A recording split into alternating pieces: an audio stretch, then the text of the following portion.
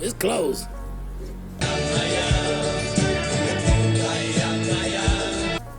Damn, ice cream thick.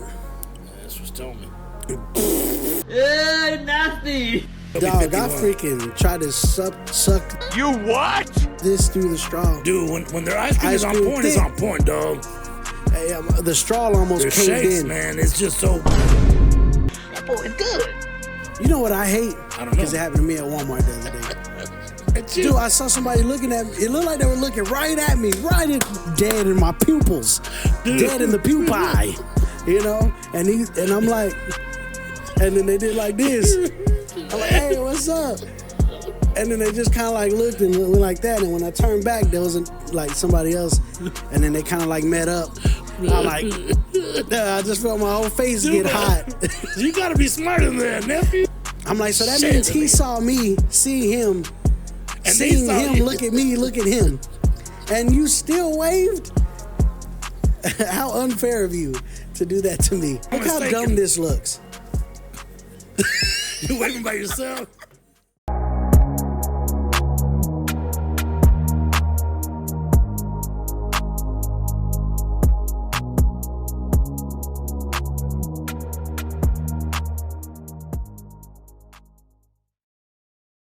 What's going on? What's going on, late night family? We are back in the building, coming to bring you another exciting episode of Late Night Conversations with Unk and Nephew. I'm your host, King J, also known as Nephew, and to the left is the Coles.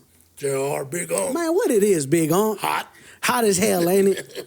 If you Hot living as in hell. Texas, the rest of the country is coolness, and we're over here in, Yeah, we're over here in the desert. Hades, you know. In Hades.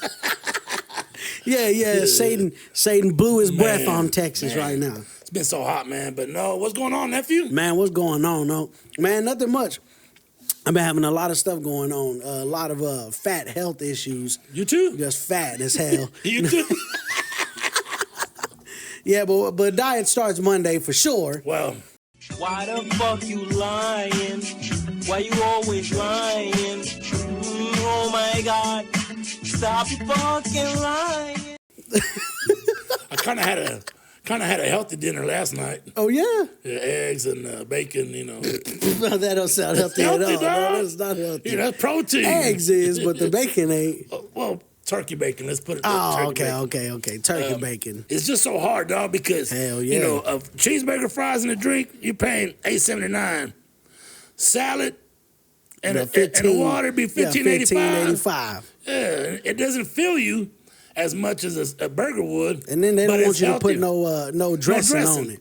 Yeah. I need some A little bit vinaigrette. of vinaigrette. I need a vinaigrette or at least a ranch. Yeah, I need at least a low. Give me the fat-free ranch. Well, no, we're not going that far. He said, "I'll just limit my use of the ranch." Yeah, I'll use one packet instead of two. Yeah. Me and my pops, we've been, going to the movies. We've seen Y'all still some going good- on Mondays? Yes. You know, we for those of y'all that don't know, if y'all been fans of the podcast for a while, me and my pops do this thing called Movie Mondays. Yep, Movie Mondays. Yeah, we go to the movies every Monday. Me and my pops have a love for the movie theater. And people who don't live in West Texas, Plainview and Lubbock are 45 minutes apart, and Plainview no longer has a movie theater. A movie theater, so y'all got to they travel to took Lubbock our every movie day. theater. Yeah, so we drive every Monday to Lubbock. Right. And man, we've seen so many movies. I've seen a lot of them that the trailers, man. I'm like, but I usually wait till they come to Fandango or something. You know, 'cause they Yeah, don't- we can watch them at the like crib. the movie Michael just came out a couple months ago. Oh, yeah. It's already on Fandango, so I don't have to wait that long. Like, Yeah. I want to watch Obsession or Obsessed. It ain't like back in the day where you had to wait a year before it came out on DVD. Yeah. Exactly. But all the streaming. Yeah, the streaming gets them right away. Yeah. So Speaking of the movies, what we're going to talk about today ties into some movies. okay. Or a movie in the. So we're doing So today, a true crime. I got a true crime for you today. True crime movie buff. So if you are a scholar of movie history, cinematography, then this might be more down your lane. We're talking to y'all. Yes. He ain't talking to me because I'm not a. Yeah, you're not a cinematographer. Yeah, for those of y'all that are out there who are I can barely edit. like me, I'm one of those people that like I'm weird. I want to know the history of things. Like if I see something like, man, I wonder who created that and how far back did it get created. Right. I always dig into stuff like that. So like today, like the old cameras. Yeah, the old. Yeah. So today is going to be a true crime story for y'all today. For all y'all history buffs, this is going to be pretty cool and something that I do believe that they don't teach in schools. What? And it's for a reason. I believe it's for a reason. So, before we jump into today's episode, Unk, I just want to say thank y'all to everybody out there that watches the podcast. We could not do this without y'all. If this is your first time clicking on to the Late Night Conversations with Unk and Nephew podcast, we just want to say welcome to the Late Night family. We hope you enjoy your time tonight. And if you do enjoy your time, we ask for one simple favor, and that's to hit that follow button for us, man. Yep. Wherever you're watching your podcast at, that could be Facebook, Spotify, Apple Podcasts, YouTube. I mean, we're everywhere, man. So pretty much any platform you can get podcasts on. Just hit that follow button for us. We greatly appreciate it. Share us with your friends and family. Also, for our YouTube, all our YouTube gang out there, man, do us a favor if you haven't yet. Hit the subscribe button, please, and punch that notification bell right in the nostrils so that you get notified every time I drop a video. And that's every other Friday. So without further ado, y'all, let's jump into today's episode. Let's go, nephew. This is one of them stories that it's going to sound... Hold on, do I need my glasses for this one, dog? Yeah, that might blow you away, dog. All right, here we go. Today's story is going to be a little bit of a history lesson mixed with one of the strangest disappearing cases that we've ever seen. A disappearing case? A disappearance case. So that's where the true crime comes in. Today, we're going to hear a name that I think they didn't want nobody to know in history. That's pretty wild, right? Go ahead, nephew. The vanishing of Louis LaPrince, the man who invented movies and then disappeared. Imagine changing the course of human history forever. Imagine creating an invention, so revolutionary that it would eventually give birth to Hollywood, television, and then later on, YouTube, TikTok, every moving image that you've ever seen. So the technology just boomed from there. Because imagine, without what this man invented, then we would not have cameras. Okay. Now imagine disappearing without a trace, just days before revealing it to the world. Wow. No body, no suspects, no witnesses, no answers. More than 135 years later, the disappearance of Louis LaPrince remains one of history's greatest unsolved mysteries. Was he murdered? Did he take his own life? Nobody knows. Or did the true father of cinema simply vanish into thin air? Tonight, we're going to dive into one of the strangest mysteries you've probably never heard of. This is the story of Louis LaPrince. All right. And trust me, it's going to be strange from here on out. Okay. Here we go. Long before Hollywood, long before silent films were going on, long before the Lumiere brothers of Thomas Edison became household names. Thomas Edison. Yeah. You know who Thomas Edison is, right? The man who invented the light bulb. The telephone? No, that was... the phonograph. That's Alexander Graham Bell. The telephone is, but the phonograph for music, right. That was Thomas Edison. Okay. Some say he's a real inventor. Some say he's a stealer. After this story, I'll let you decide. All right. Then there was Louis LaPrince. Born in France in 1841, Louis grew up fascinated by science, chemistry, photography, and art. His father was friends with a photography pioneer, Louis Daguerre, one of the inventors of early photography techniques. Louis was exposed to some of the most cutting-edge scientific ideas of the era. Few people realized it at the time, but he was quietly preparing to change the world. In the late 1800s, inventors across Europe and America were obsessed with one question. Could photographs be made to move? If you can take a picture, still image, right, could you then take that image and make it move? The concept sounds simple today, obviously, right. But at that time, it seemed almost impossible. Capturing a single photograph was difficult enough, as it was at the time. Right. But capturing dozens of images rapidly and then replaying them in sequence, that was considered science fiction. Yet Louis LaPrince believed that he could do it. For years, he experimented. He designed cameras. He did all of this work. Ended up filing patents for things, tested film. He failed, then tried again. and in 1888, and this is why these dates are important. Right. In 1888, he succeeded. In a garden in Leeds, England, LaPrince filmed a few seconds of family members walking in circles. That's crazy, right? Now, check this out, I'm fixing to show you. It's called the Round Hay Garden Scene.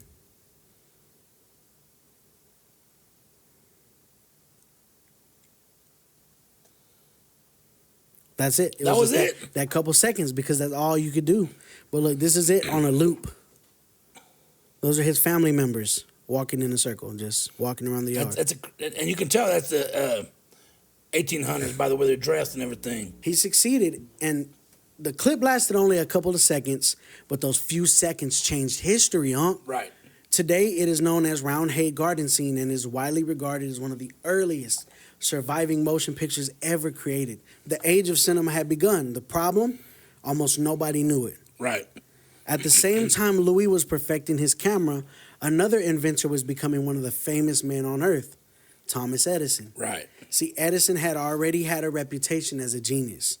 The phonograph, the light bulb, countless patents, and he had something Louis LaPrince didn't. He had money, power, and influence, and a massive laboratory filled with researchers. Well, he was already well known. Yeah, he was already well known, dog. Meanwhile, LaPrince was preparing to publicly unveil his invention. His plan was simple, He was going to travel to America, demonstrate his moving pictures, secure investors, and finally receive recognition for all his work. Where was he going with this? So he was going to Disney wasn't there. CBS wasn't there. But at the time, if you remember, inventors would go display their work at like world fairs. Okay. And things like that. Right. That's where inventors. That's what I was trying to get at. Exactly. Like, where was he going? Because, CBS, ABC, none of that was there. Yeah, exactly. So world fairs and world fairs. That's things like that where inventors got together to show the newest, latest technology they just invented. People would decide if they want to invest in it, and then they, production off of it. So here's the thing, if everything went according to plan, history might remember Louis LaPrince as the undisputed father of cinema. Not like how they teach Thomas Edison. Right, I've never heard that name until today. Exactly. So Thomas Edison has always been considered the father of cinema. Right. But if this day had went his way, Louis LaPrince would have been the undisputed father of cinema. Here's what went wrong. September 1890. Louis was 49 years old. He had recently visited family in Dijon, France. From there, his intention was to travel to Paris to get his equipment, heading to England and then eventually America to showcase all his work. Friends expected him. Business associates expected him. His wife expected him to return home. His future awaited him. On September 16th, Louis LaPrince boarded a train departing from Dijon for Paris. The last confirmed person to see him was his own brother. The train pulled away from the station. Hours later, it arrived in Paris. Passengers got off. Conductors finished their duties. The platform slowly emptied with people, except Louis LaPrince was nowhere to be found. So where was his brother? In Dijon, France. Oh, he stayed in France. He stayed in France. Oh, so he wasn't on the train with them. Yes. Okay. So his brother was the last person to see him alive. He boarded the train. The train arrived. Everybody got off. With no prince. No prince on there. Where did this man go? I'm sure he's not the first or the last, but... Exactly. Here's the other striking detail. He boarded the train with something very important. He had a black suitcase with him.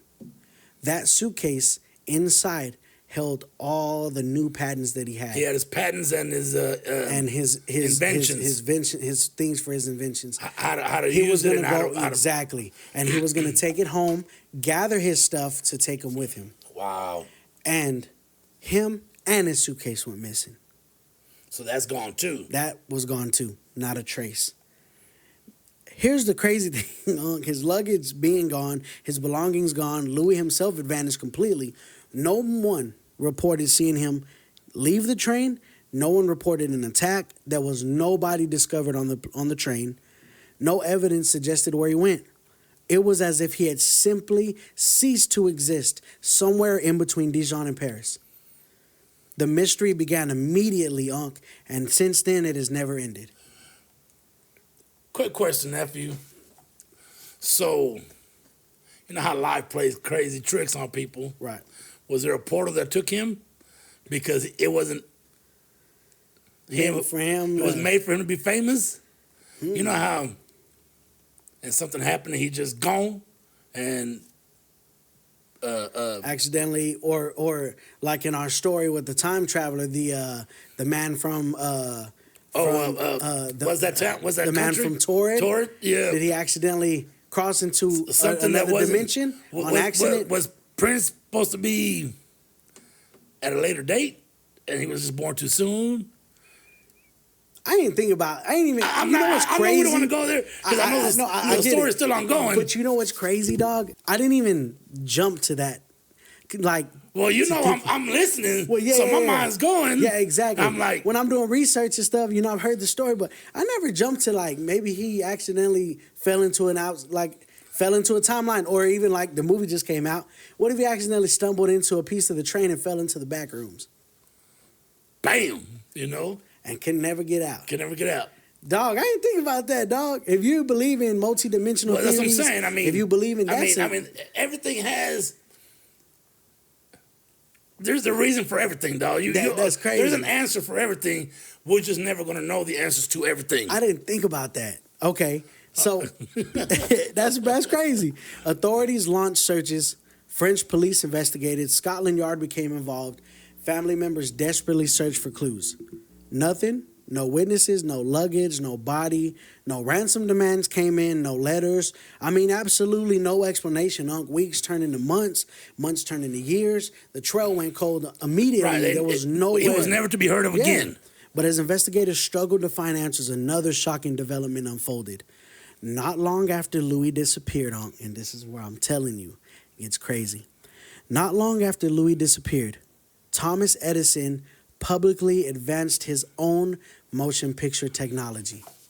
So where did he get He unveiled that technology his own from? camera. Yeah. Where did he get the idea has always been there. I mean, he wasn't had it. I'm not saying he wasn't a genius or a smart man, but how did he accidentally just out of develop nowhere, something that after that Louis was disappeared, thousands of miles away? And see, this is the thing. He tried to say that he had already been in works with it too.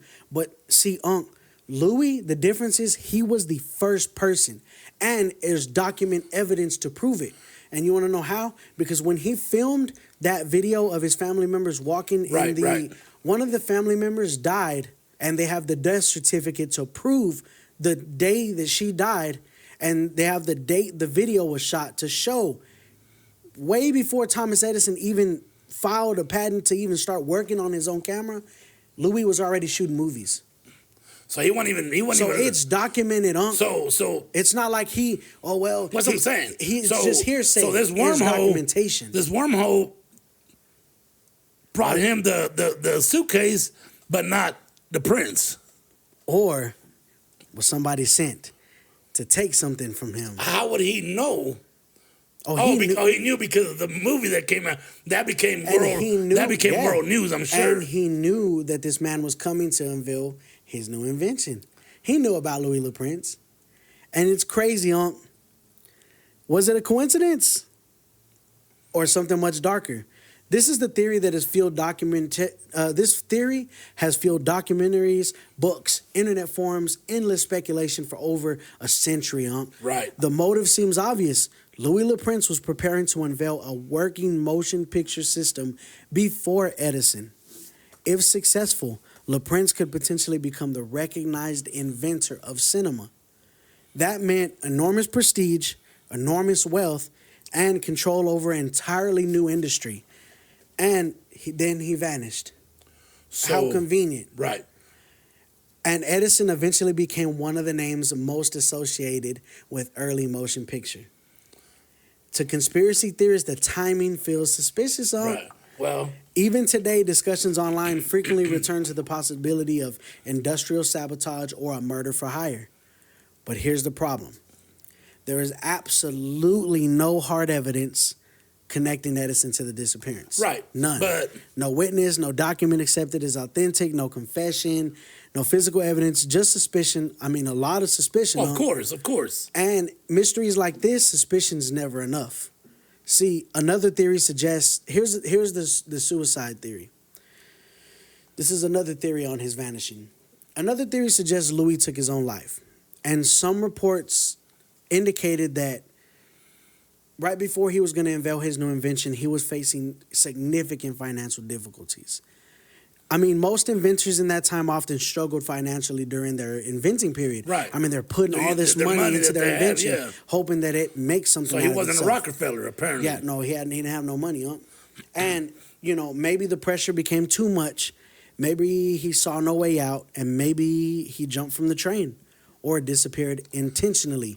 And the theory supporting this also was that there was some writings that he had made to his wife before he was going to unveil his invention, and he kind of expressed that he wasn't very happy with his machine, that he felt like it was good, but it wasn't good enough.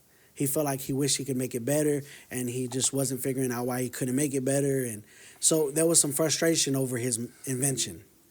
So they were saying maybe he thought it wasn't going to do nothing and saw no way out and took his own life. And that's what trips me out, nephew, because I know he did this on his own. Why wouldn't he get some help? Why wouldn't he ask somebody, hey, you know what, Doc, I know you got some money. Yeah. I've got this deal going, Well, that's what he was trying to do by taking it to wherever he was going to Well, unveil apparently, it. if he wrote that letter to his wife, they know he was struggling or... But who would have... Okay, so this invention, who'd want it more? America or France? Who would benefit more from the camera? Yeah. Well, obviously the inventor. Well, I know the inventor's going to profit more, but was it... I'm not saying France ain't a country like the United States. Right. I get what you're saying. So... Yeah. So it wouldn't be easier for somebody in the United States to say, you know what? Kind of like, the okay, so Rockefellers. if you're wanting to say theories, if you're wanting to go into theories, let's talk about the moon. Let's say like the moon landing. Right. Some people don't believe the moon landing is real, and they think that we faked it because it would make us look better to the rest of the world. That's what I'm talking about. That's what I'm talking about. Okay. What we want to be like, hey, we want to be... This was our invention. Let's say the Rockefellers would say, hey, got you, dog. Got this taken care of for you. And I'm going to go ahead and get you the blueprints. Yeah, the blueprints. And make it better. That's what I'm saying, Unk. That's what I'm saying, dog. And with the whole suicide theory, Unk, I mean, of course, there's according to family members, this theory has problems. Right. According to family members, Louis was on the verge of achieving his life's dream. He was preparing demonstrations, planning business meetings, looking towards the future. People close to him reportedly saw a man excited about what came next, not someone preparing to end his life. And once again, there was nobody anywhere, no proof. And you know what I mean? So what reason would he have to take his own life? So that theory is kind of iffy. That was just thrown out there to make people, that's right. Yeah, it could be. Too many people are too gullible. Right. To me, that don't make no sense. That don't make no sense. Now, tell me, does this next theory make sense? The brother theory. I know where you're There's going a more uncomfortable possibility. Remember that last confirmed person to see Louis alive? It was his brother. Some researchers have pointed out that disputes involving inheritance existed within the family. This led to speculation that Louis may have met with foul play before even reaching the train. Right. Now, this is where it gets a little shaky because according to some research that I saw, his mother had an enormous inheritance. Well, not enormous, but big for that time of the century. According to this time, so if you would do the inflation, whatever, from the 1880s to now, the money that she had left them equal to about $140,000 today. Which is still today's money. In today's money, it'd be about $140,000, but it's still it'd be like $3,000 or whatever. I don't even know what. Yeah, I don't know how the translation would be. It would be enormous for him. Today, it would be $140,000, which is a lot. Yeah, you can travel for 140. Yeah, that's good. That's a good amount of money. Right. And apparently, there was kind of a dispute issue between the brothers about going and getting the money. Louis really didn't have access to it right away, so they're thinking maybe there was a dispute along the way. Maybe the brother wanted all the money for himself. Well, see, you got me with that, because I was going to say, well, that makes sense, especially if his brother ended up having money after the invention came out. Maybe he killed his brother, flew to the United States and sold it to Edison. You know, damn. So, what if he was working with that's what Edison? I'm saying. I mean, I'm not saying what if they hired his brother. So we'll give you even more money than that inheritance. We'll give you so much money that you'll forget about your brother. That's hard, dog. See, to kill your own brother. Oh yeah. I don't think there's. Cain killed Abel, dog. But you know what I'm saying? Yeah, he did. He sure did. But I mean, historical letters suggest the brothers had a close relationship, Monk. Money does crazy things for you, though. There's no evidence of violence. There's no confession, of course, no physical proof. I mean, there's only speculation built upon the fact that Louis' brother was just the final known witness. So, of course, if you're the last person to see somebody alive, you're a witness. I mean, that's, you know what I mean? But once again, the mystery deepens. It's crazy, Unc. It is so crazy. More than a century later, Unc, of course, nothing's come out of this. Right. But another plot twist emerged that researchers are throwing their hat in like, hold on, what about this? Researchers uncovered photographs of an unidentified body pulled from a river in France around the same period as Le Prince's disappearance. And the resemblance from the guy in the picture is striking. And that's what I was going to say. And if he took his own life, or if he was thrown from the train, to being a detective, not a detective. Being a detective back in the day, in the 1800s, that's different than now. Oh yeah, protocol is way different. I don't think they had protocol. I would think, hey, we're gonna go exactly. Yeah, we're gonna go from. Let's just look around. The ending point to the starting point, and if we don't see nothing, yeah, then that's it. I mean, best we can do. I don't know the route. I mean.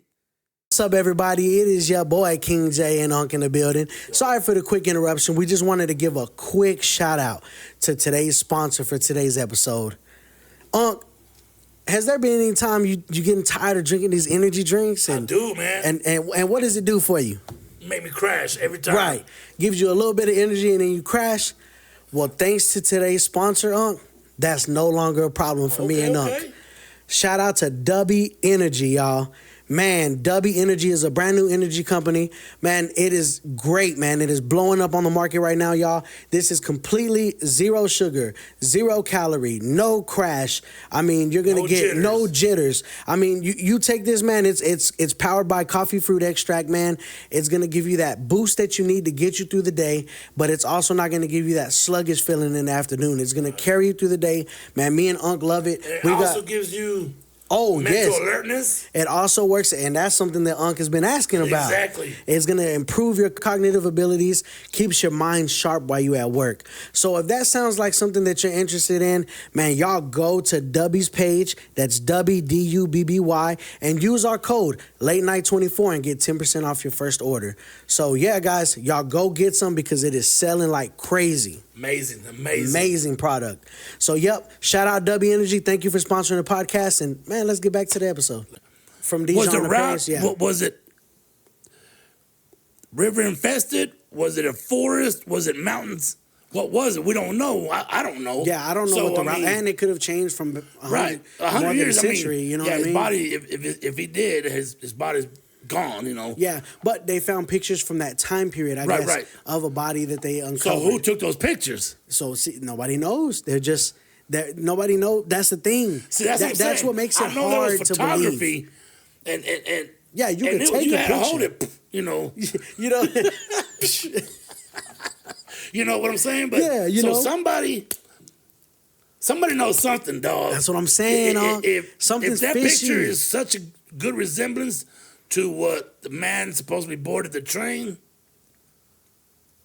somebody knows something. Exactly. I mean, of course, we'll never know because You know, and I mean, of course, it could be nothing. The resemblance just was striking to them. Some investigators believed it to be Louis, but I mean, of course, if true, it could point toward Robert. Yeah, there was nothing, and I mean, it was so long ago. There's nothing you can do about it now. But you know, if true, it could point toward a robbery, murder, and accident. But there was a problem. See, no definitive identification could ever be made. Right. You know, the photograph raised questions. You know, like you said, who took them, where are they from? Right. I mean, it solved nothing though. The mystery remained intact. Today, Louis Le Prince occupies a strange place in history.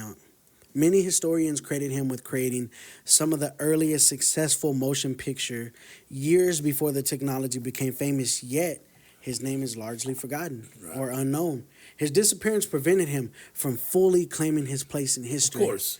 And perhaps that's the most haunting part of it all. Imagine being days away from changing the world, Well, I don't think... standing on the edge of greatness and carrying an invention that would shape every generation that followed and then never being seen again. But I don't see it like that, nephew. I see it as it was going to be one of the richest men on earth. Could have been. Could have been, if he'd have got that invented to the United States. I mean, it's just crazy. I couldn't imagine stepping on a train and never being seen again. Was he murdered? Did he disappear voluntarily? Did he fall victim to a random crime?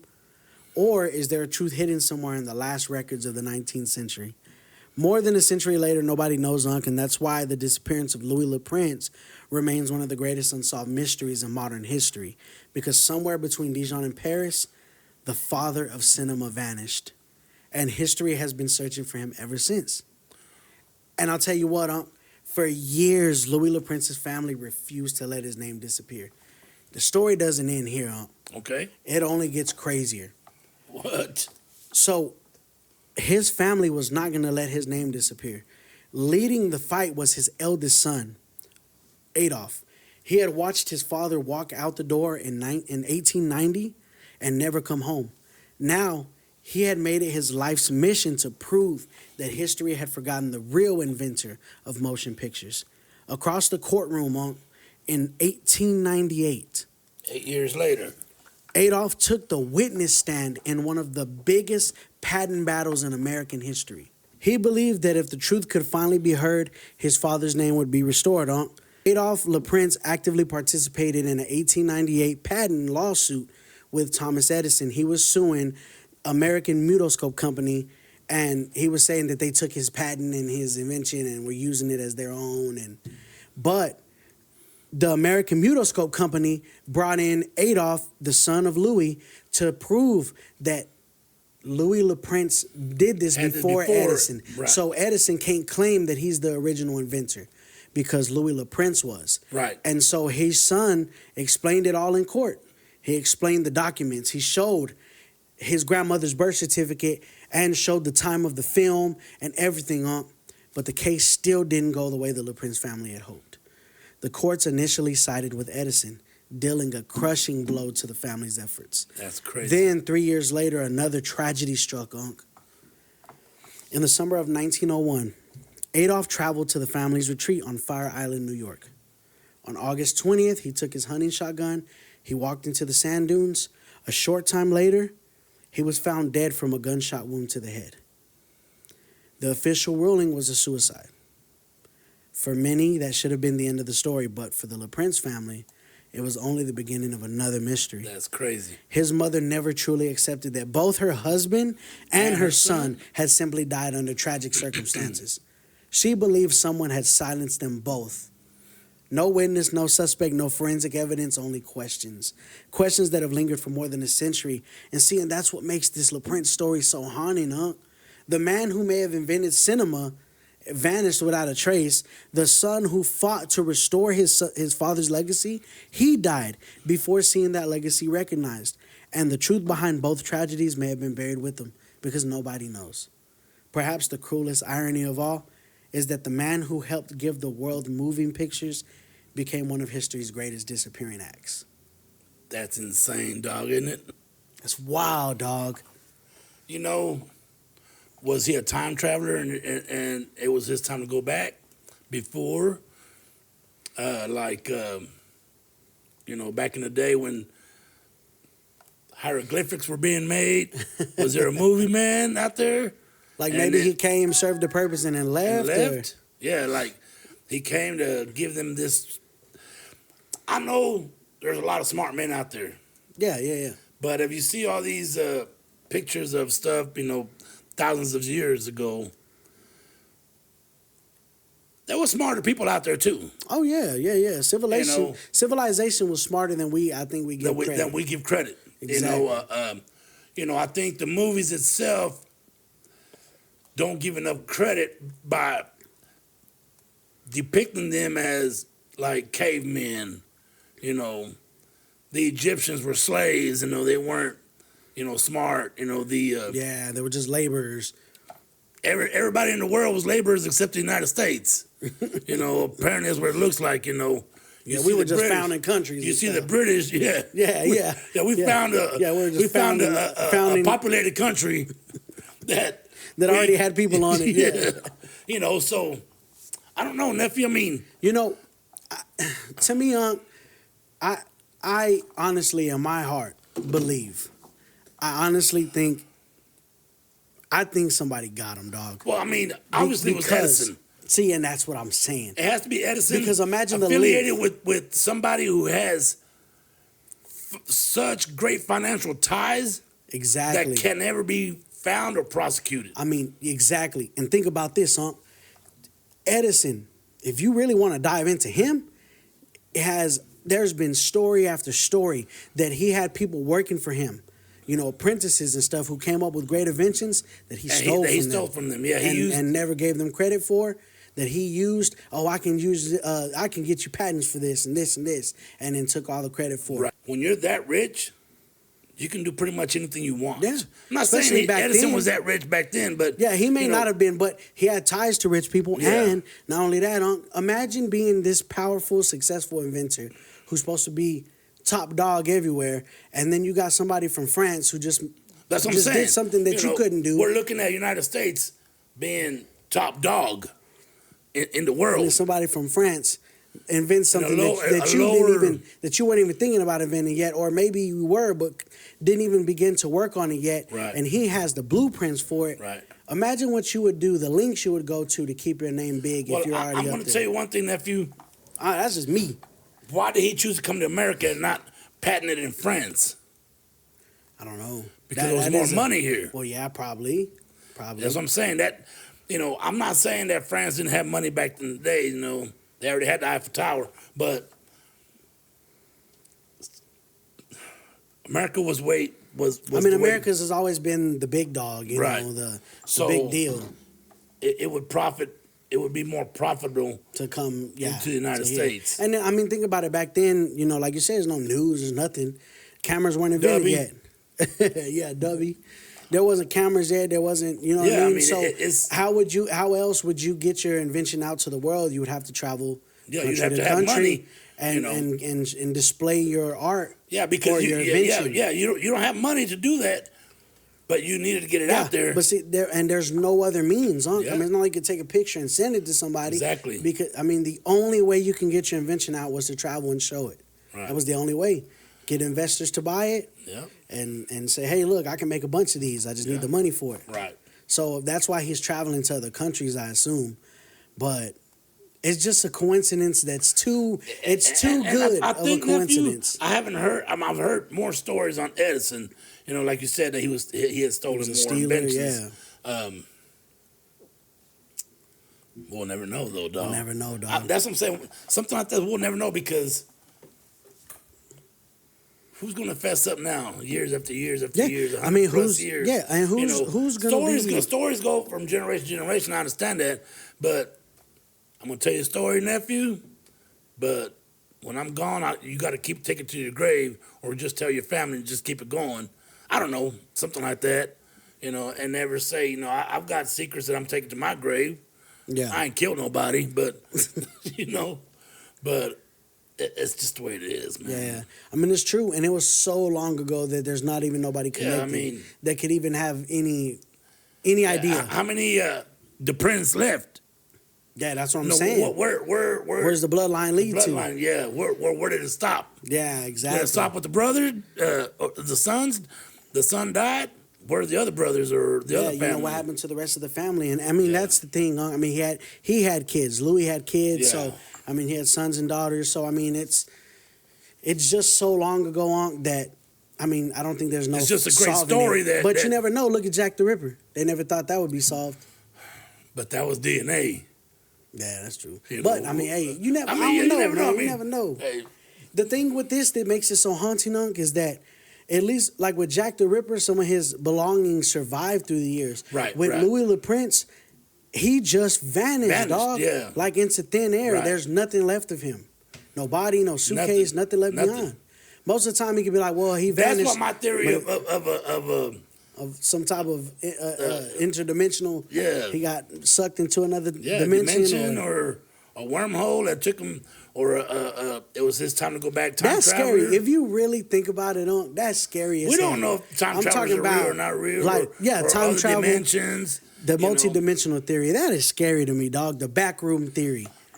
That you accidentally just end up in another reality. With nobody there. With nobody you know. No human. Like, there's no humans around. Period. You're by yourself forever. Yeah, but is there that many dimensions that how do we that's what I'm saying. I mean, we say you're by yourself, but what if you go and there's hundreds and thousands of people that you've never met in your life?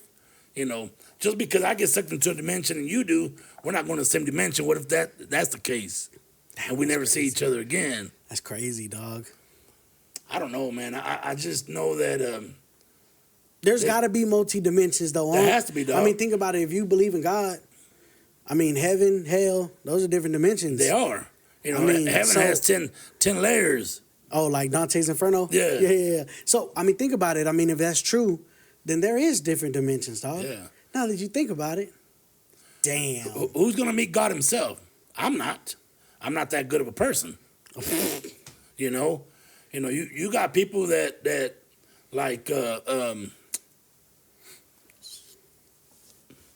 Sister Teresa or whatever. Oh, Mother Teresa. Mother Teresa. Yeah. You know, she was such a good person.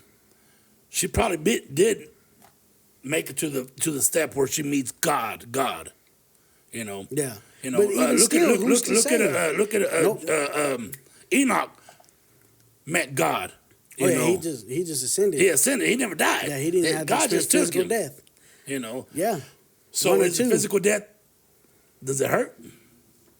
I don't know. I mean, you get shot, it's gonna hurt. Well, yeah, you know, of certain course. ways. But the transition from alive to dead, does it hurt? Is it painful? Nobody knows. Why? Because nobody has done it and came back. Well, I mean, people have came back from the dead, but nobody has. I mean, like it's been. I mean, you hear stories, you know. I went to hell, I went to heaven. Flatline and they brought you back. Yeah. But truly, like you died and a week later you came back. Yeah. And I'm back from the dead. No, that's not possible. Back, you know, it's a quick transition. Yeah, it's like you flatline back. But what do you hear from these people? Like they see it's been like a week. I was gone a week, dude. You were gone 38 seconds. Yeah. You know, but to them it felt of what they said. You know, it felt like a long eternity. Time. You know, but we have a time period on Earth, of course, and we also have time. But does God have time? No. He's outside of time. He's outside of time, right? He can't be affected by time. That's why there's a theory, Unk. Oh, you ever heard of the theory of... Okay, it's not even a theory. In the Bible, it states 1,000 days is to a day to God. Right.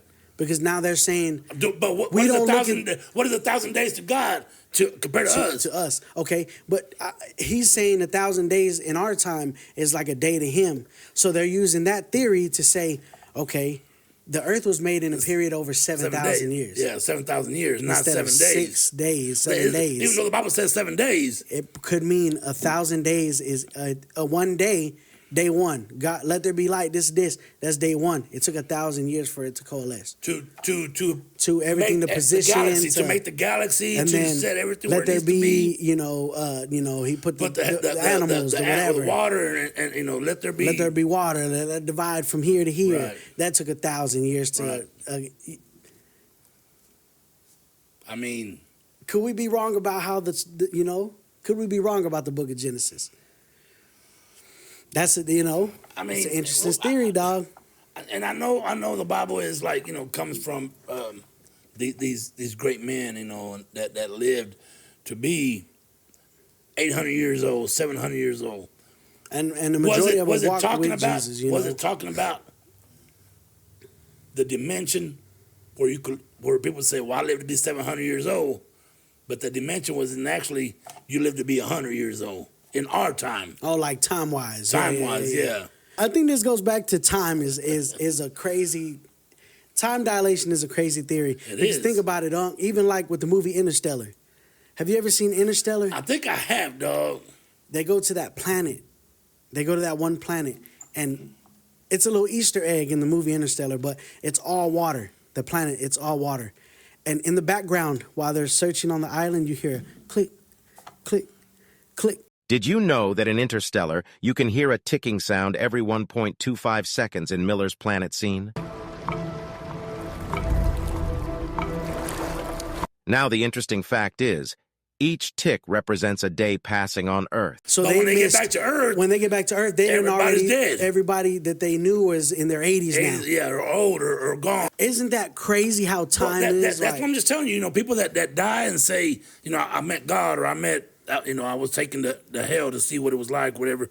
I mean, it felt like I was gone for an eternity, but you were only gone for a minute because we're trying to get, you went flatline. Damn, that's crazy, dog. I'm telling you. So if time can be messed with, why wasn't this murder or this time, disappearance, energy, dimensions? Why can't they be messed with? Who has the power to do that? I don't know. Or I don't want to say power. Who has the technology or the brain? Exactly. That's the thing. The technology. To move between dimensions like that, dog. And to come back. I mean, because if you leave this dimension, how are you going to get back? That is... If you go into a wormhole, once you hit the other side, you're done. That wormhole's gone. It closes? Oh, that'd be scary, dog. I mean... You just go through a wormhole, you come out and it closes? Oh, man. Right? Like that way, going back. You're not going back, What was that show called? People were time jumpers, or what was it? Jumpers, where they could just jump from time to time, Yeah. But I mean, and I've always said, that if cinematography, there you go, dog, can come up with it, then we've already done it.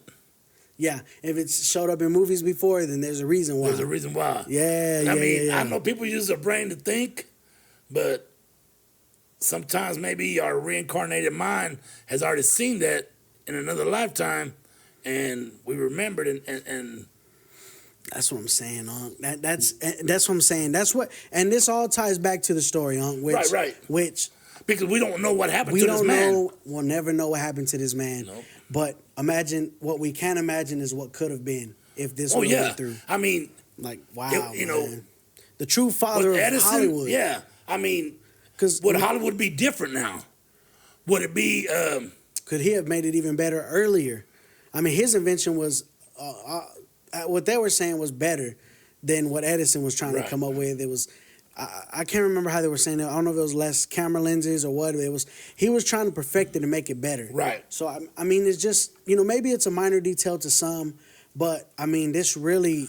I mean, it's a big deal because you got to think, if you can be the one who invented something that we still use a century later, and it's turned into now there's cameras on everything, phones, ATM machines. I mean, look at the Fast and the Furious movie where they use God's eye, and they can see from every street God's camera. eye. Is there really God's eye right now? I think so, dog. I think the FBI got something like that. The FBI or CIA or who?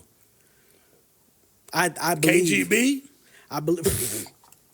I believe that the higher ups have something where they can spy on everybody at one time. There's even like the Snapchat theory, Everybody who uses these filters, it's a facial recognition system.